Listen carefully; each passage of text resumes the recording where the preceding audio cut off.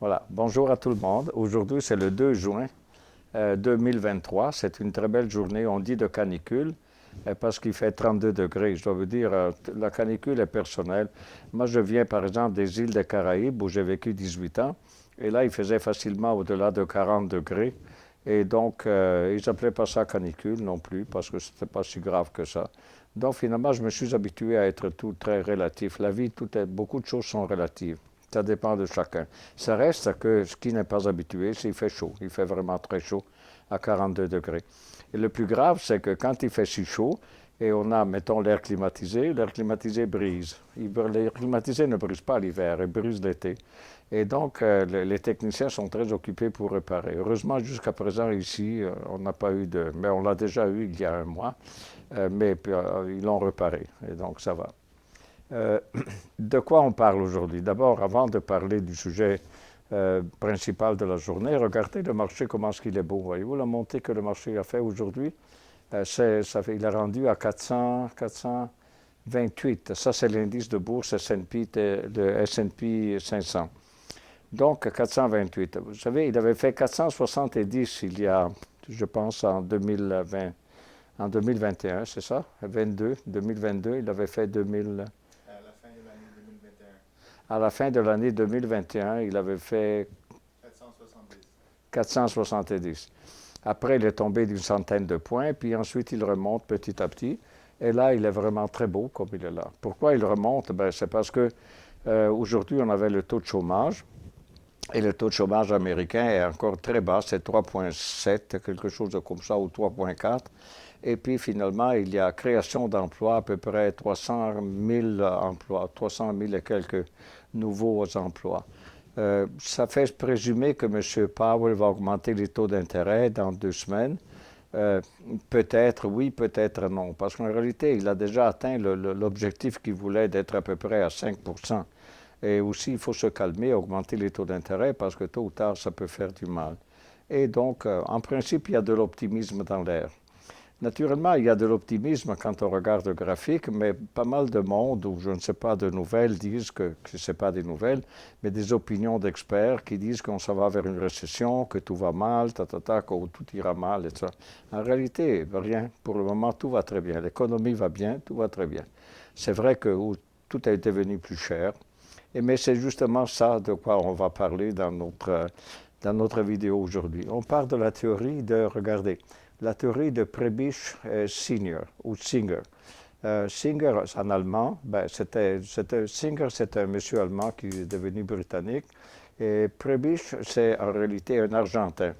Ce sont deux économistes qui ne se connaissaient pas, mais tous les deux sont arrivés à la même théorie, à l'hypothèse formulée ici, vers la fin des années 1940. Donc 1949, début des années 1050. Et quelle est la théorie de ces gens-là? La théorie de ces deux économistes, ils disent les pays pauvres font des produits qui sont primaires, c'est-à-dire ça peut être des produits agricoles, la production minière, par exemple les minerais, puis tout ça. Et je vous donne un exemple. Par exemple, dans le Grand Nord canadien, je connais des personnes qui finalement travaillent dans le Grand Nord canadien ou dans une mine de la Baffinland. Vous savez, l'île de Baffin est une île grande à peu près comme l'Italie. Dans le nord de l'île, c'est plein comment dire, de minerais, enfin de fer.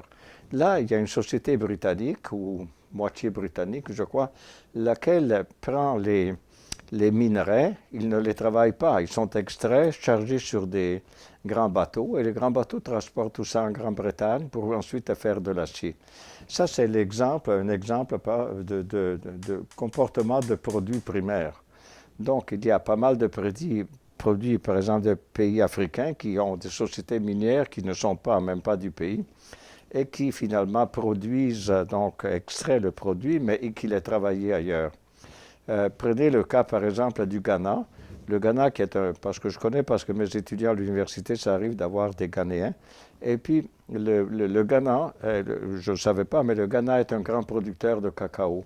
Donc, qu'est-ce qu'ils font? Ils produisent le cacao, mais une fois qu'ils c'est la production primaire, est chargé sur des bateaux, j'imagine, ce cacao, qui est une plante, enfin, et puis tout transporté quelque part en Europe. Et peut-être, je prends l'exemple le plus simple, prenez Nestlé.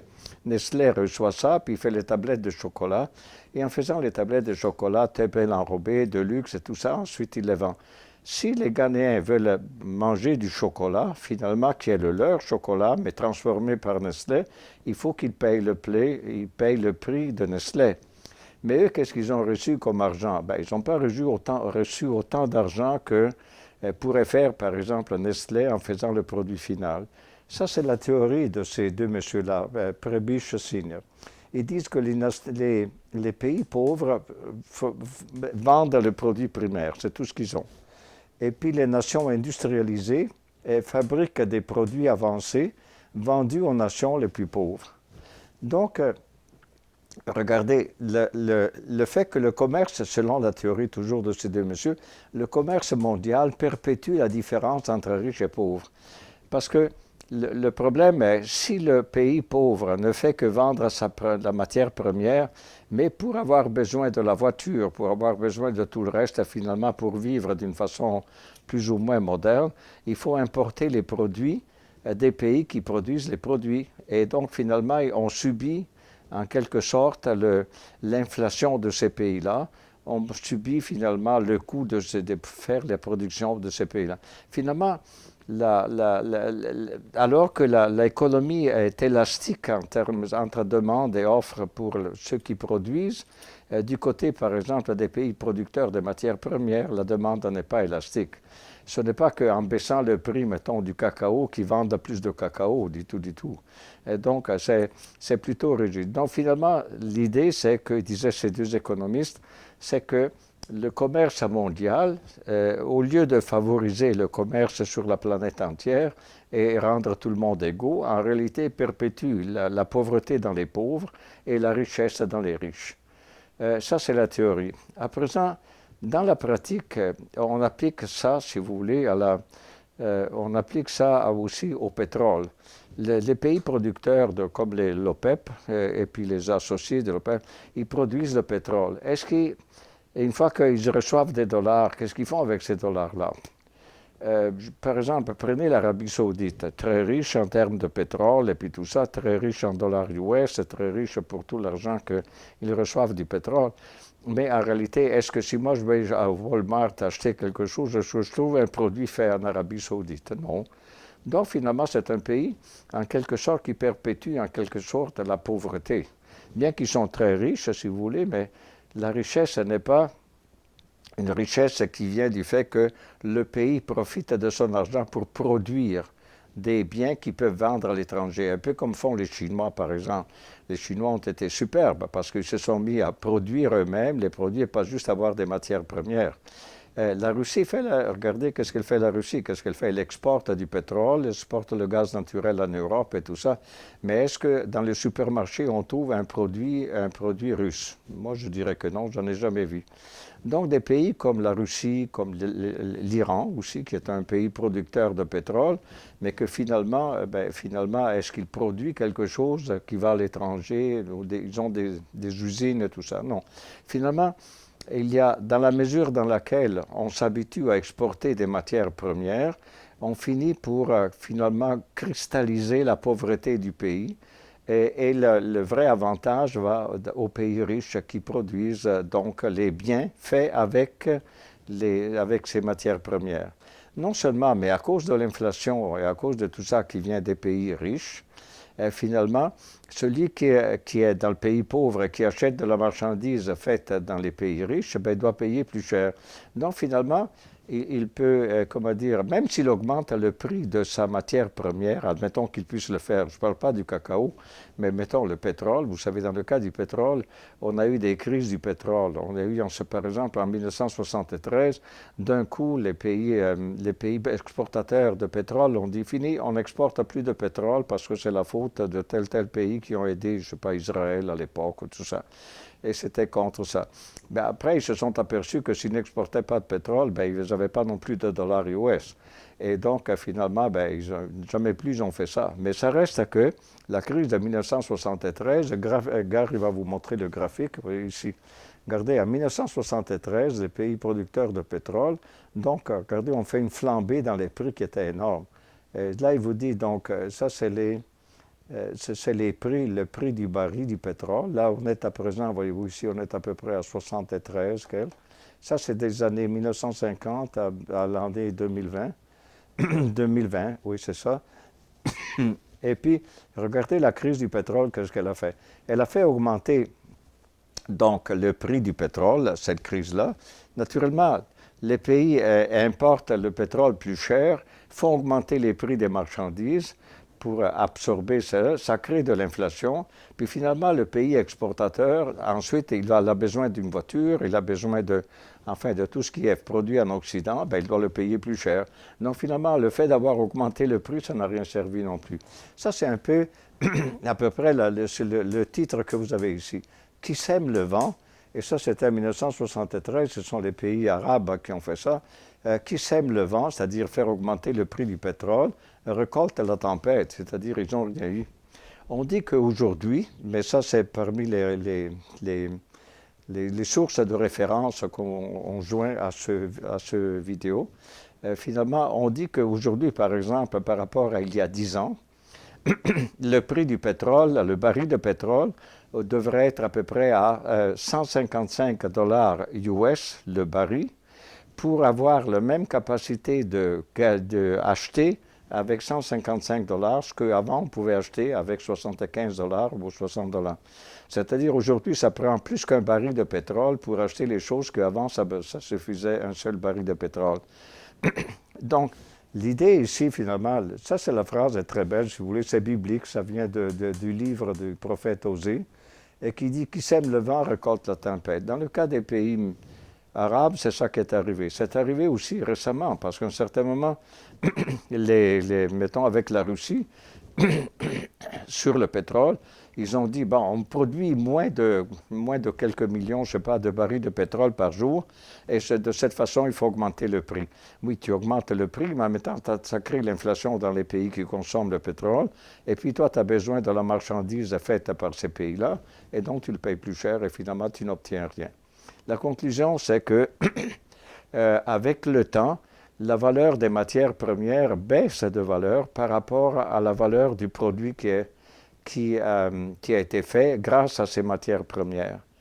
Et donc, toute la politique des années 70-80, stimulée par ces deux économistes, Prebisch et Singer, c'était d'aider les pays en développement à se développer industriellement.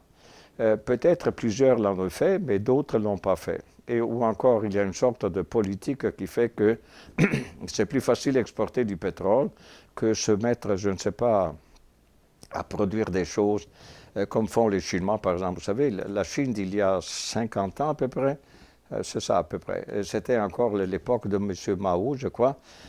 La Chine, vraiment, c'était zéro, là. C'était la famine même. Mais quand ils ont adopté le système occidental de produire, ben, ils sont devenus des champions.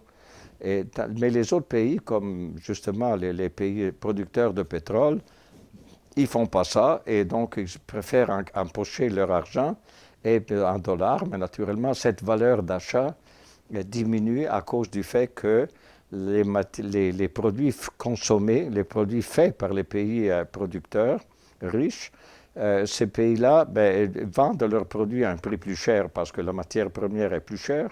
Et donc, finalement, ça finit pour être qui est marqué là. Qui sème le vent récolte la tempête. Mais là, je vous parle de deux sujets en réalité. Parce que qui sème le vent récolte la tempête, ça c'est vrai dans le cas du pétrole, par exemple. Mais ça reste que la théorie de Prebisch et Singer a quelque chose de vrai encore aujourd'hui. Si un pays qui exporte des matières premières n'est pas capable avec l'argent qu'il reçoit, de devenir lui-même un producteur de quelque chose, de produits avancés, il est voué à être pauvre. Le problème du Canada, par exemple, a été que dans le passé, le Canada était considéré le plus industrialisé des pays du tiers-monde. Pourquoi? Parce qu'on le voyait surtout comme un exportateur de matières premières. Là, je parle d'il y a 50 ans et plus. Aujourd'hui, le Canada, non. Il produit, il transforme la marchandise, les matières premières. Donc, il vend les matières premières, puis en plus, il essaie d'utiliser pour faire. Ça, c'est un cas magnifique. Mais pour vous dire, c'est à part le Canada et à part peut-être, je ne sais pas, d'autres pays que je ne connais pas, en réalité, les pays producteurs de matières premières, encore une fois, ils restent pauvres par rapport aux pays riches. Et ça, c'est la théorie toujours de M. Prebisch Singer qui se manifeste. Allez la voir dans la bibliographie qu'on a jointe sur ces gens-là, puis vous verrez, finalement, il y a des critiques là-dessus, ils disent que c'est vrai, pas vrai, mais ça reste qu'il y a une logique profonde là-dedans, et puis qui tient. Voilà, ça c'était le sujet pour aujourd'hui. Bonne journée, chaude.